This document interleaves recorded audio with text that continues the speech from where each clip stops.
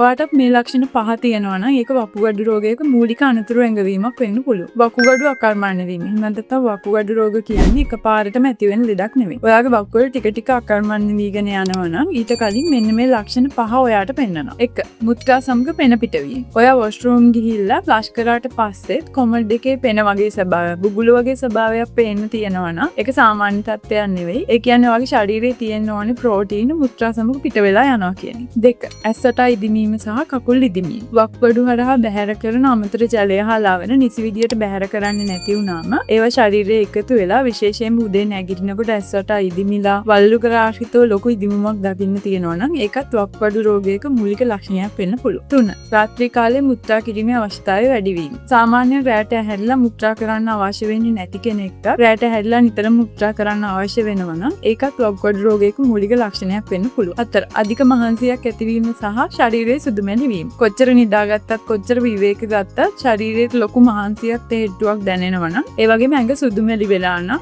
ඒකත් වකුගඩු රෝගයක මූලික ලක්ෂණයක් වෙන්න පුළුවන්. 5. සමේ අධික කැසීමක් ඇති වීම. හේතුවක් නැතුවම හැම නිතරම කසනවා නම් ඒකත් වකුගඩු මගින් රුධිරයේ තියෙන අපජාවය නිසි විදියට පැහැර කරන්නේ නැති නිසා ඇතිවෙන තත්ත්වයක් වෙන්න පුළුවන්. වැදගත්ම දේ තමයි ගොඩක් අය හිතනවා වකුගඩු රෝගයකදී අනිවාර්යෙන් කොන්ද රිදෙන්නම ඕනේ කියලා. ඒත් ඇත්තටම වකුගඩු රෝගයක මුල් අවදියේදී කිසිම කැක්කුමක්වත් කිසිම රෝග ලක්ෂණයක්වත් නැති වෙන්නත් පුළුවන්. ඒ නිසා සැකසහිත ලක්ෂණ තියෙනවා නම් සහ විශේෂයෙන්ම ඔයාට දියවැඩියාව අදිරුදිර පීඩනය වගේ රෝග තත්ත්ව තියෙනවා නම් වහාම වෛද්‍යවරයෙක් හමු වෙලා අවශ්‍ය වෛද්‍ය උපකාර සහ උපදෙස් ලබා ගන්න.